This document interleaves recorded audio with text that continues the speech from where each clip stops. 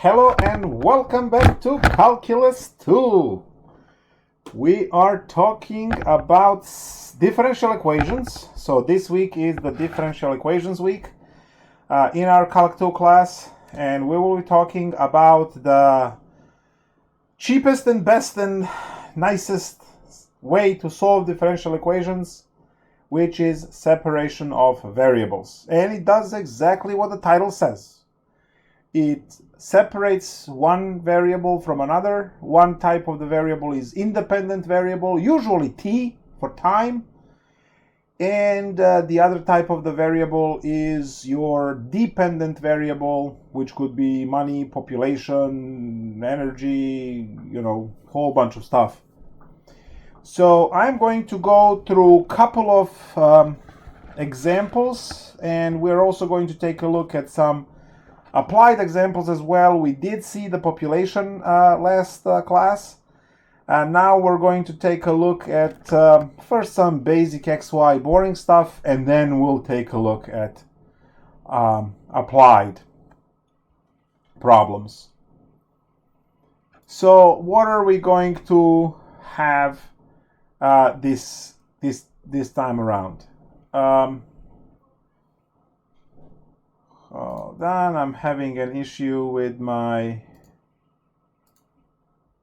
feed over here. Give me 1 second. 3, 2, 1. All right, we're all good to go. Good. All right, so I see the chat. If you have any questions, concerns, if I'm making mistakes, right, sound it off. If you haven't subscribed, please don't. All right. Because it will be popping up in your email for algebra and pre-calc, and you won't have peace. All right, so separation of variables. This is what we did before. We had the differential equation. Oh, come on, pen. There we go. We had the differential equation. Pen, come on. dp dt equals kp. So that was our differential equation. And then I said separate variables. So we had the variable t, which was time, and p. Hold on, I gotta switch my pen because this one is acting up.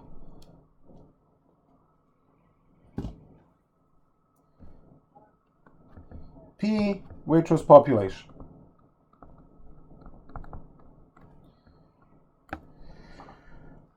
So we treated this as a fraction, and we said dp over p was equal to kt, k dt, there we go, and then we integrated both sides and solved the problem, right? So that's exactly the idea of separation, right? So I'll just put the line right there and say separated. So all of the population on one side and all of the variables time on the other. Then we integrate and we do everything else. So that's it. That's the method. I mean, I should just say, yeah, we're done. Like, subscribe. I see you next time, right? But let's solve a couple of problems. And the first batch of problems are going to be the ones where we just practice calculations. So say you have problem 11. X squared y prime is equal to y squared. All right, so this would be differential equation, and it's a nonlinear because of the y squared, but it's the first order. And now what you're going to do here is you're going to say, I can solve this, but first I gotta get rid of the lame notation here, because we do have to separate y's from x's. So I'm going to have dy over y squared is equal to dx over x squared. So I hope that separation makes sense. So I'm just going to say over here, separation. So of vars. Okay, there we go, vars. So separation of variables happened in these steps. So now that you have everything separated, I'll write it again. I am going to integrate both sides. Now, these guys turned out to be the same integral, right? It's just one is in terms of x, one is in terms of y. We don't care, right? Just integrate. So we're technically integrating y to the negative 2 dy equals integral of x to the negative 2 dx. So integral of this is y to the negative 1 over negative 1 equals x to the negative 1 over negative 1 plus c. Now, before you start typing in chat, where's the plus c on the left? There is a plus c1 on the left, plus c2 on the right, and they both combine into a plus c for the entire problem. Cool? So there will be plus c for both sides, but then we can combine them together into one plus c for the whole problem, because these x and y, they're coupled. You can't really just separate them, and right? So 1 plus c for the whole problem is enough. So now this works out to be negative 1 over y is equal to negative 1 over x plus c. And it is your job to solve for y, because, I mean, you can't do it all the time, but when you can, you should solve for y. So I am going to add these two. That's going to be cx minus 1 divided by x, right? When I multiply this with x over here, we get that one. Then we have negative 1 over y is equal to cx minus 1 over x. Multiply both sides by negative 1 to kill the negative. So that's 1 over y is equal to 1 minus cx over x. And now flip both sides.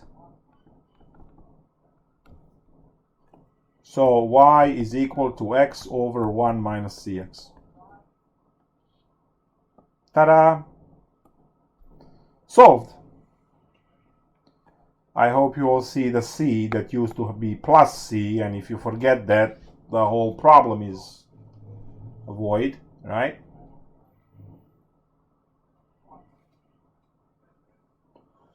So be careful about that. Now, you might be wondering, is that good? Well, I hope you will check it, right? So our differential equation was x squared y prime equals y squared. I have y, x squared is just x squared, it's independent variable. I need y prime so I can plug in to check.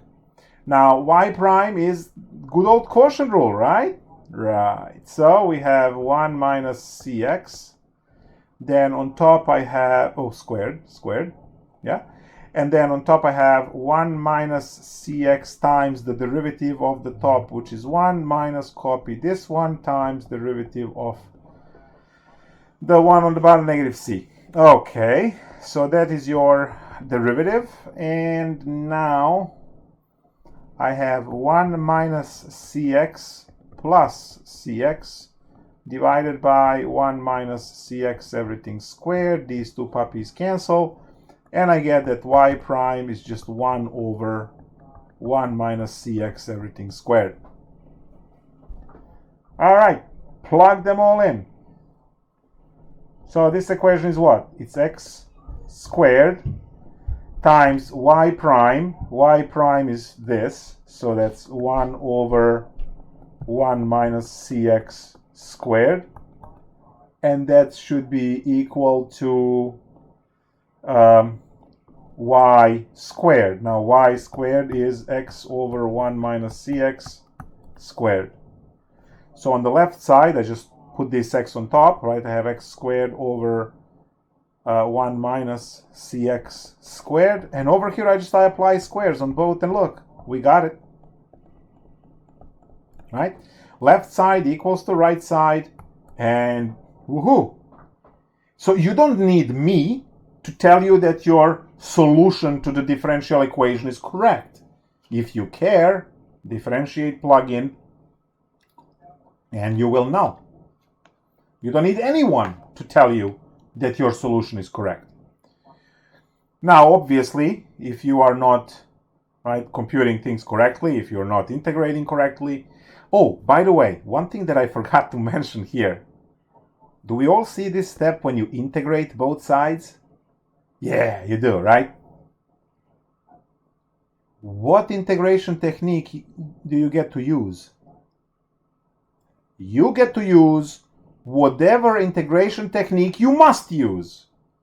Partial fraction decomposition, trigonometric substitution, U substitution, by parts, whatever happens to be here. Yeah, I cheaped out and I got to have, two basic integrals. Can you have partial fraction decomposition on one side and the trig sub on the other? Yeah, you can. These are two separate integration problems. And both of them could be Calc2 nasty integrals, right?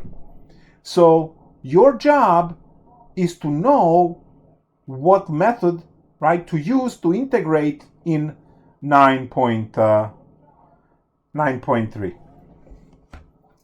All right, let's take a look now at the situation when we have something that is called initial value problem.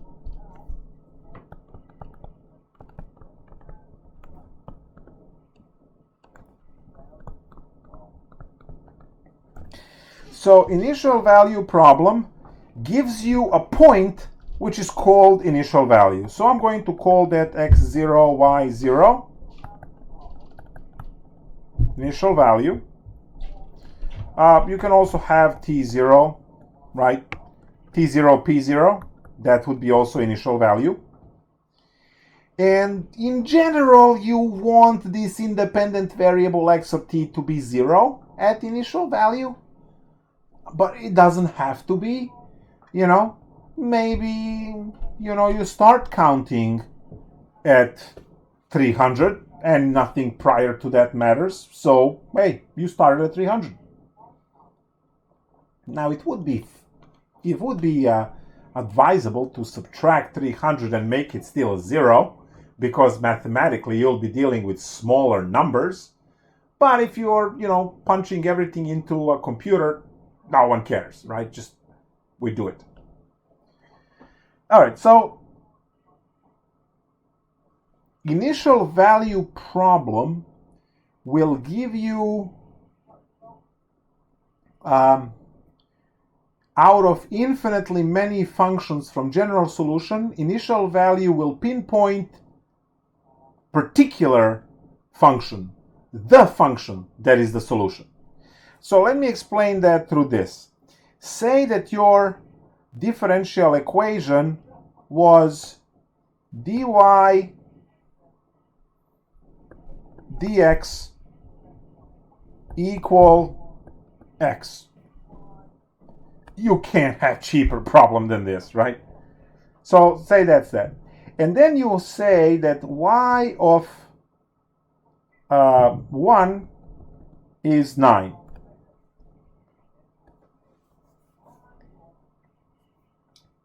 This is the initial value that we are going to use. So what is happening here? You're going to separate your variables. You're going to get your dy equals x dx. You are going to integrate both sides, right? Because you know the method by now. You separate variables, and then you integrate both sides. As soon as I see the tablet starting to lag this way, that means that it's downloading updates again. It updated 3 days ago. Come on. So we have y is equal to x squared over 2 plus some value c. Now, this is known as general solution.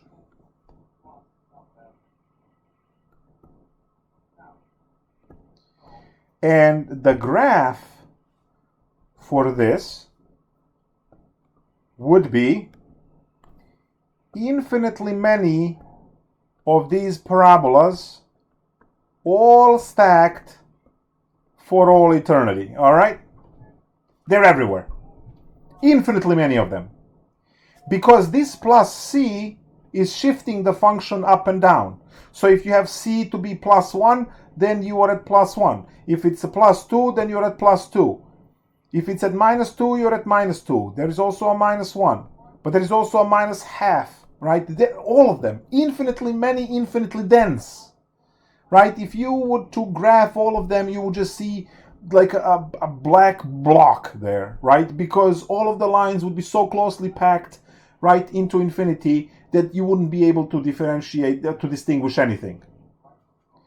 But see, once you provide the initial condition, that initial condition is going to compute the value for c, and you will have only one function out of all of these to be your solution, and we will call that particular solution. So my y is 9. Okay, let me just write it this way. Plug in y of 1 is 9. So 9 is equal to 1 squared over 2 plus c.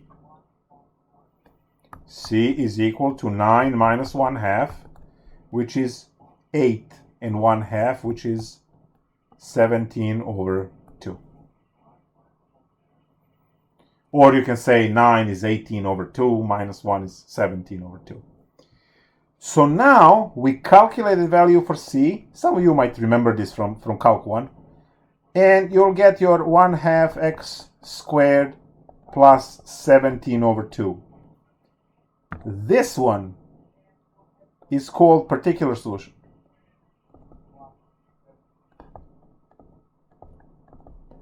So this is your the function, and if you are to graph this one, you will just have one of these parabolas going through 17 over 2. Come on, eraser. There we go. I use x, and the y.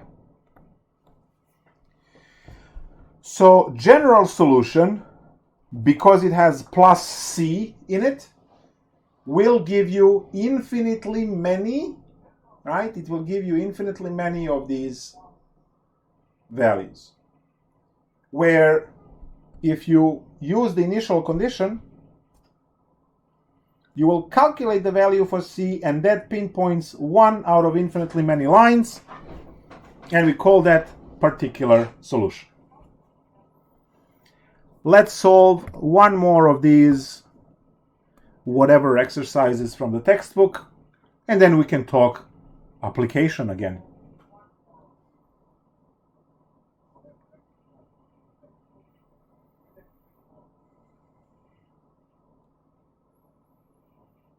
Hmm, 23, 25, maybe 23s. looks worse. dy dx is equal to e to the x minus y, and then y of 0 is ln 3. Alright, first off, I see exponential functions, and I immediately love my life, because exponential functions and derivatives and integrals, it's a beautiful world, right? The second thing is I see exponential functions and then I see ln3, great. We will actually be able to easily compute as well. So I am as happy as I could be, right?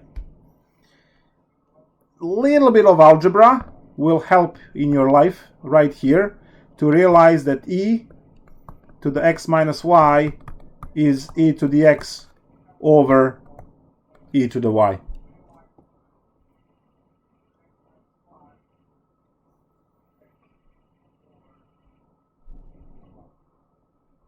So now it's a joke to separate variables and solve this. So we have dy over dx equal e to the x over e to the y.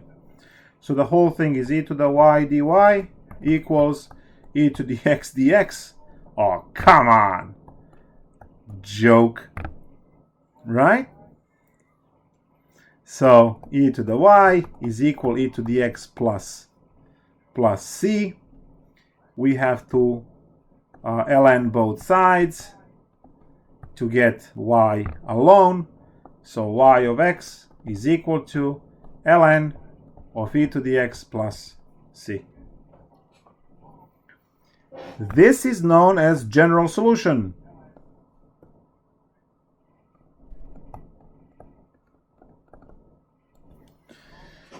And what we actually want is a particular solution, right? So plug in.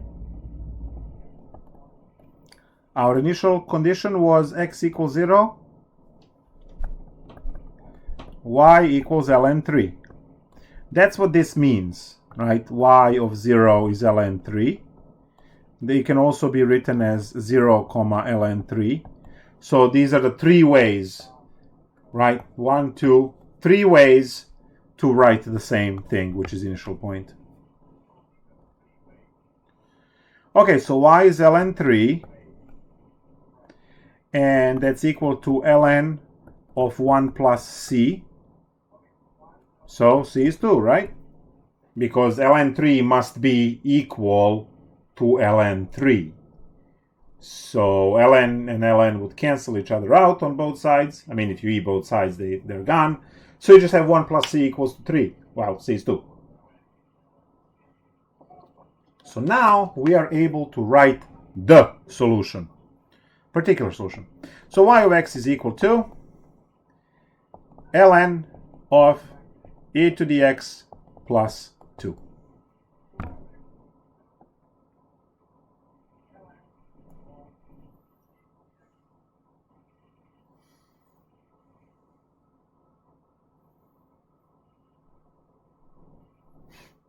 All right. And that's our particular solution, and the problem is done. Now, as we talked about, all of these problems are whatever, blah, blah, right? Because you are shoveling the terms left and right and integrating, who cares, right? What we want is to see how does this work, right, out there.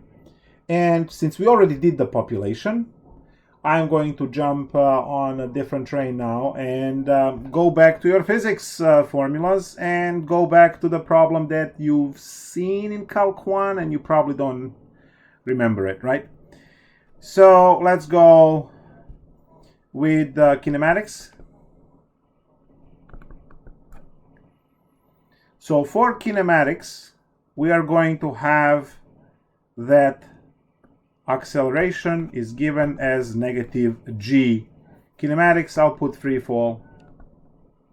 Okay. So if you are to drop something, not to throw, not to slam it into the ground, if you just do the good old oops and drop something, then the acceleration in the system is given by the gravity. Now, we should know that acceleration is change in velocity. So dv dt is equal to negative g Velocity is a variable. Time is a variable. G is a constant, right? If you are in one spot on the planet, 9.81 meters per second, or 32.2 feet per second, right? Half of that on the moon, and so on, right? So what you do is you separate the variables, right? You have a dv is equal to negative g dt, and then you integrate both sides. So velocity is then negative gt plus c.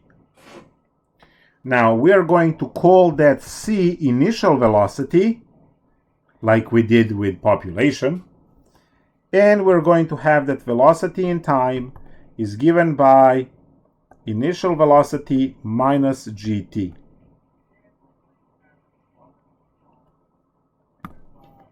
Yay, we got the general solution. I don't have any initial points, so I can't compute anything, but at least I'm there. Some of you might recall velocity final minus velocity initial is equal to acceleration times time. Some of you have seen it as velocity final is equal to velocity initial plus acceleration time. That's all this formula. It's all this. Except gravity, that's acceleration, right? So you can recast now this formula into whatever you want, right? So F is final, E is initial, right? They can use F and 0 and, 1 and 2 and whatever, depending on who's teaching it and what. But now you know that this formula wasn't communicated to someone in a dream. It's just derived through separation of variables. Further, velocity is change of position. Well, since we are now talking about vertical drop, it's a free fall, right? So there's a vertical drop. You have this in terms of time. That's your velocity, right? The distance covered in time. So change of distance with a change of time is going to be your velocity, right? Miles per hour. Distance is in miles, time is in hour, miles per hour, and you have your speed, velocity. Velocity and speed are not the same concept, but I'll let physics deal with that. Velocity is a vector. Oh, actually, no, you'll deal with that in Calc 3. So velocity is a vector and a speed is a scalar, so it's just a numerical value. It's a part of the speed is part of velocity. All right, so the velocity is the derivative of distance in time, and then you have on the other side v0 minus gt, right? Actually, you know what? I'm going to put it as a negative gt plus v0. Separate variables. Well, t's are on this side, so ship dt over there. And we have dy is equal to, open parenthesis, negative gt plus v0 dt. These parentheses are important because your dt has to multiply both terms. You can't just have a dt for v0. You have to have dt for the whole expression, which is why we have to have those parentheses, because dt distributes. You can have two separate integrals there. So now, dy, actually we integrate, right? We separated variables, and then once we separate, we integrate. So integral of dy is just y, and that's y of t, because it takes time to go up, it takes time to go down. And we have negative gt squared over 2 plus v0 t plus some constant c.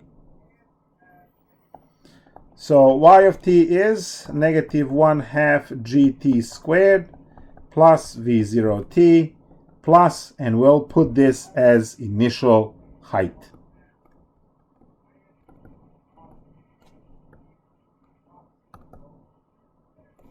I didn't put here initial velocity.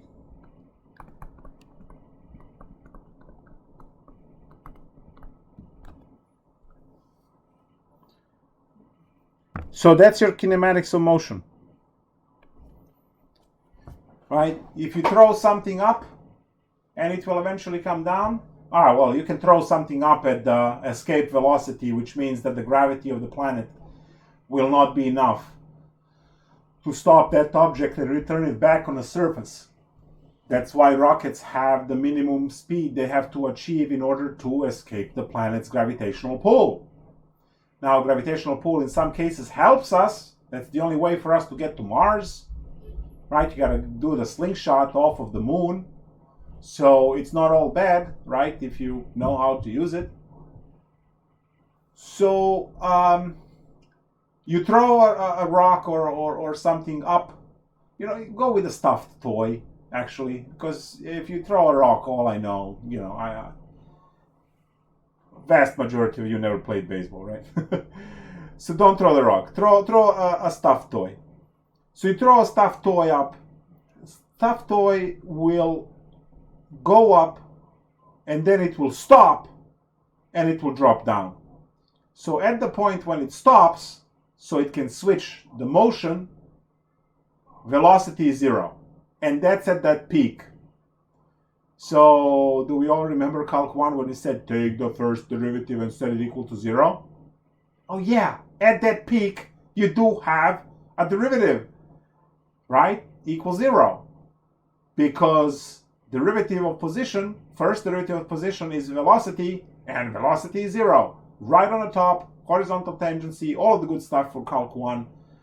It's back with this example.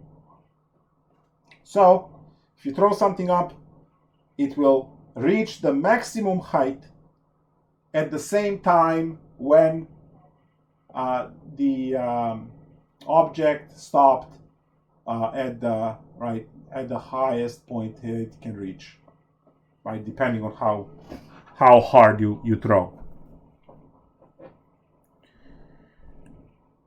We have seen the model for what do you call population. There we go, population. Okay, so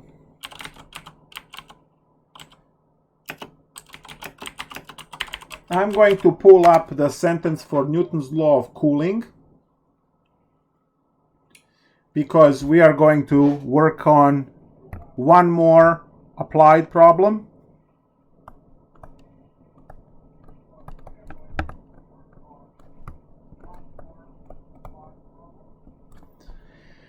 And Newton's law of cooling states that the rate of change of the temperature is proportional to the difference of its own temperature and the ambient temperature. So, let's write the sentence. The change in temperature is proportional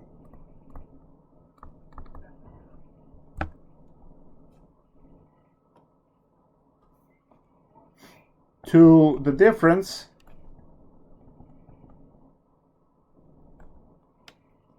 between the object's temperature and the ambient temperature. Between the object's temperature and the ambient temperature. So if you are defrosting, I don't know, something from the freezer that you want to bake. So for me it would be steak, right? So if you are defrosting food, could be vegetable, could be cake, defrosting ice cream so you can bake it. I don't know why would you do that, but hey, maybe you'll try it. So you're defrosting, that means that the temperature of the object is going to rise all the way up to the ambient temperature, which is the temperature of the room. Now, the temperature of the room will ever so slightly go down because of what you were defrosting. You see, the size of the room and the size of your package, whatever you're defrosting, is orders of magnitude different. And it's not just the room, because the air gets to circulate to the other room and outside and all of that kind of stuff. So it's not just the room, it's much bigger than that. So, yeah, you are going to raise the temperature of something what was frozen, because that's what defrosting means, right? Raising the temperature from 32 degrees to, I don't know, 65, 70. So if it's sitting in a room temperature, right, the temperature from the frozen state to the state where you have it is going to be whatever. It's going to rise and reach that level. So let's model this.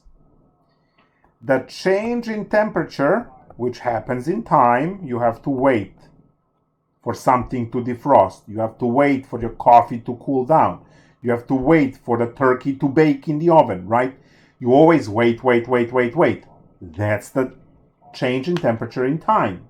That's why you are waiting.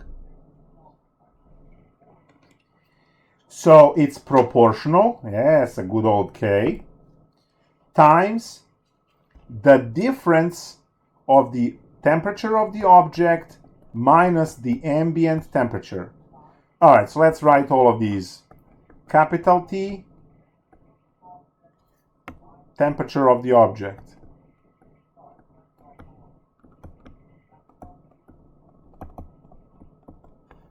Capital R, room temperature.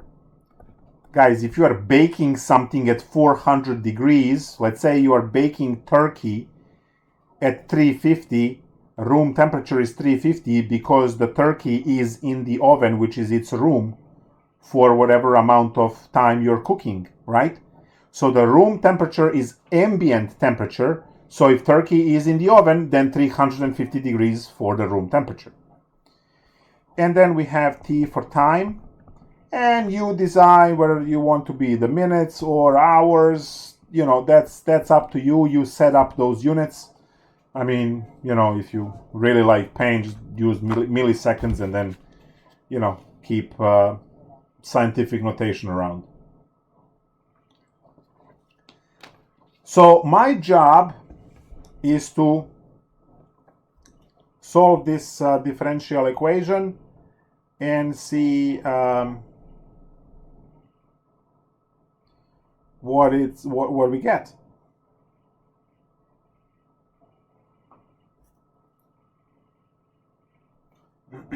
So separation of variables, dt over t minus r is equal to kt. All right, so now this is just because of physics. We don't have to do it for math purposes, but because we really want this to be our Newton's law of cooling, I need to swap these two, and then there will be a minus that is going to pop up over here. So dt over r minus t is equal to negative kt. Such is life.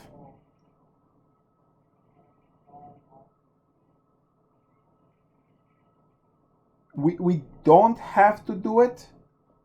You know what? Let's not do it. Let's just solve this. I wanted to match it, but whatever. I'm losing my voice. I'm not sure why. I'm not teaching to the classroom full of people. I'm talking into a tablet that is in front of me. I guess because I haven't done it in so long that, you know, it's kind of... Anyway.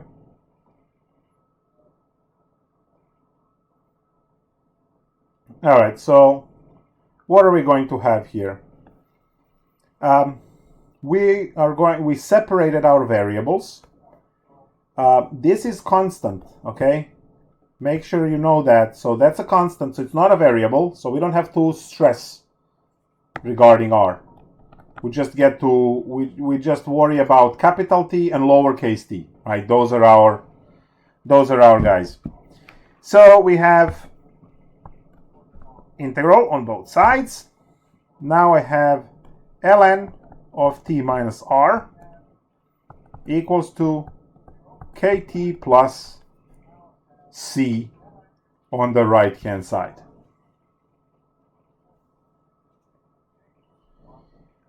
And we have to e both sides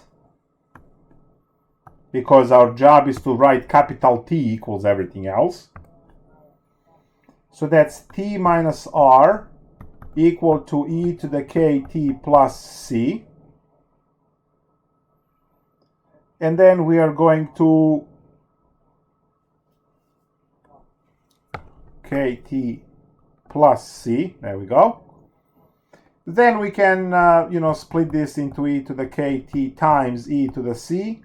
And we can call that a e to the kt. Literally anything, right? So t minus r is going to be given as a e to the kt.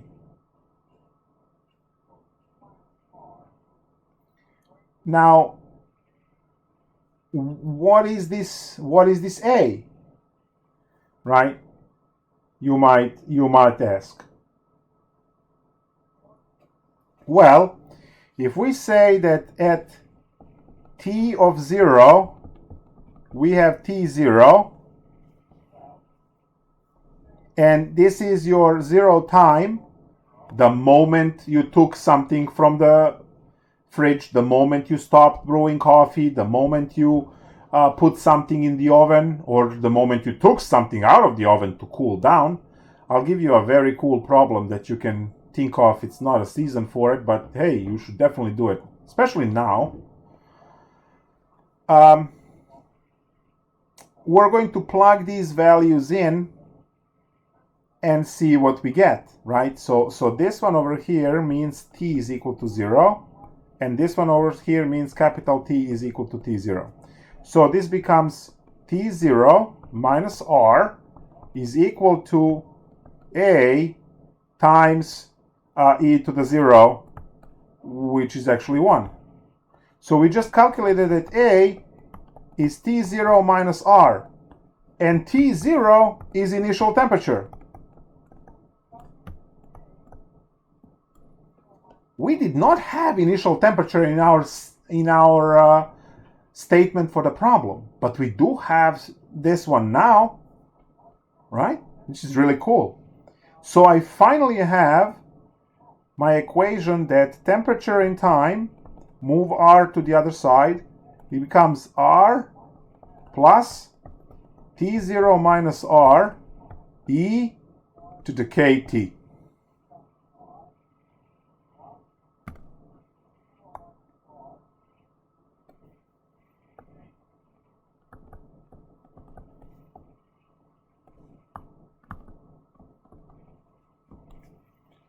There's your Newton's law of cooling. And what you can do with this is you can cook, right? So you purchase the chicken, the whole chicken for $5, right? And you have one of those pokey thermometers, right?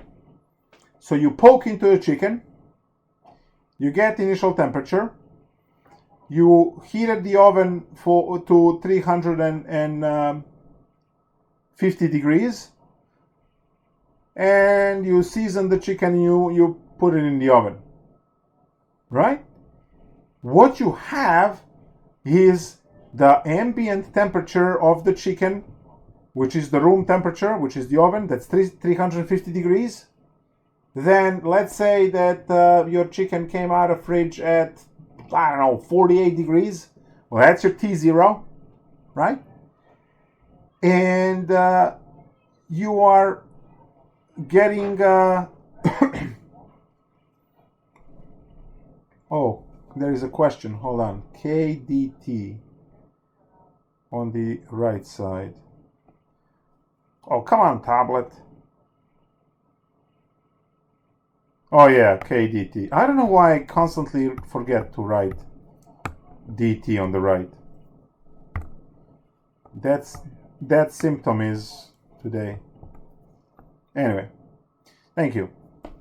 All right, so chicken in the oven or cookies in the oven or ice cream in the oven, I don't know, right? But the idea is you have to the idea is that you have to figure out what your temperatures are, and then you can plug everything in. So measure temp of the chicken, say 48 degrees. Oven, and that's your T0. Oven at 350 degrees, that's your R equals 350, right?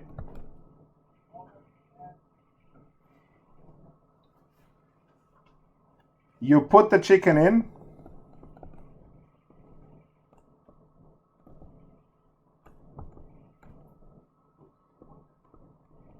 wait 30 minutes, let's say. Measure the temp. That gives you initial value. It will give you some numbers. T is 30, and let's say you raised the temperature to 86 degrees. That's going to be your T. With this info, you can calculate K. With info above,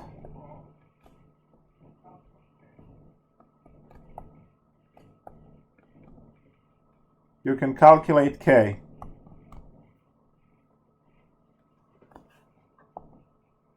Then compute the time to reach 165 degrees for thoroughly cooked chicken, no salmonella, right? Or the bird flu. So that's it. I mean, all of these problems for separation of variables are, you separate, x's on one side, y's on the other, or if you have t's or whatever, you integrate both sides, and that is again going to be whatever method it needs to be. You can have partial fraction decomposition, trig sub, and everything else. And if you don't have initial point, well, once you figure out your answer, you're done. If you do have initial point, well, go on and compute that C, right? You will have the Y, you will have the T or X, whatever it is. You plug those in, and you calculate C, and you write what we call particular solution at the end. If you care, obviously, you are going to plug in the value and check. And that's it. So that's chapter 9. Homework is already open. Hope is that you guys will go and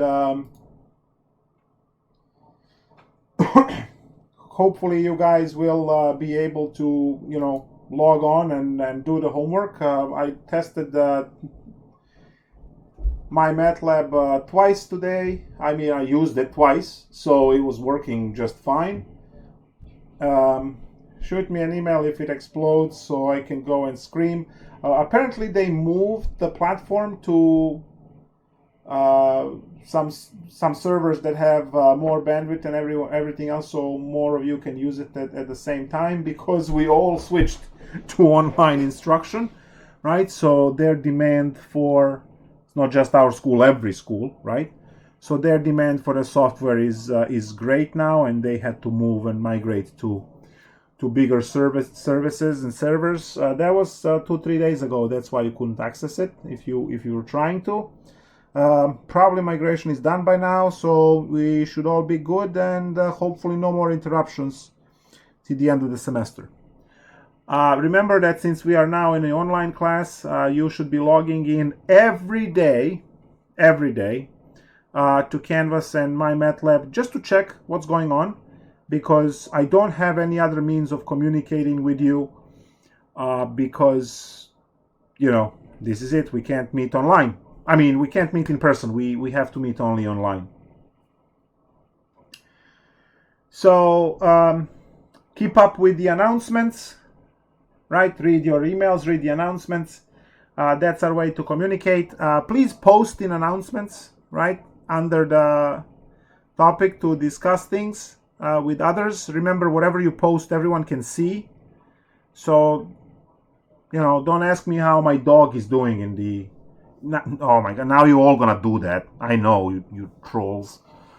So whatever you write, it's like a public discussion in a class over there in announcements. So keep the private stuff out of there. And I'll see you all, I guess never, this semester.